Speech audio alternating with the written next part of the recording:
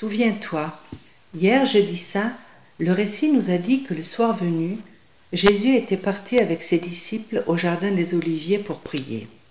Là, Jésus va être arrêté.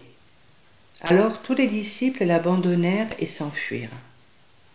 Ceux qui avaient arrêté Jésus le conduisirent chez le grand prêtre pour qu'il soit jugé. Pour cela, les grands prêtres cherchèrent un faux témoignage contre Jésus pour le condamner à mort. Certains le frappèrent, lui crachèrent dessus.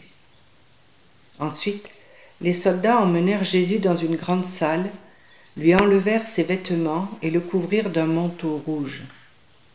Ils lui mirent sur la tête une couronne d'épines, placèrent un roseau dans sa main droite, se moquèrent de lui en lui disant « Salut, roi des Juifs !» Après avoir craché sur lui, ils le frappèrent. Puis ils lui enlevèrent son manteau rouge et l'emmenèrent pour le crucifier. Ils le clouèrent sur une croix en haut d'une colline appelée Golgotha. Après l'avoir crucifié, ils tirèrent au sort ses vêtements. Or, près de la croix de Jésus se tenait sa mère. Jésus, voyant sa mère, et près d'elle le disciple qu'il aimait, Jean, dit à sa mère, « Femme, voici ton fils. » Puis il dit au disciple, « Voici ta mère. » Et à partir de cette heure-là, le disciple la prit chez lui. On crucifia avec lui 2 bandits, l'un à droite, l'autre à gauche.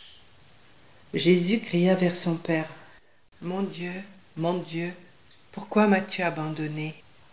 Puis Jésus, poussant un grand cri, rendit l'esprit. Le rideau du temple se déchira et la terre trembla. Après la mort de Jésus, un ami qui se nomme Joseph d'Arimathie prit le corps de Jésus, l'enveloppa dans un linceul et le déposa dans un tombeau neuf creusé dans le rocher. Puis il roula une grande pierre à l'entrée et s'en alla.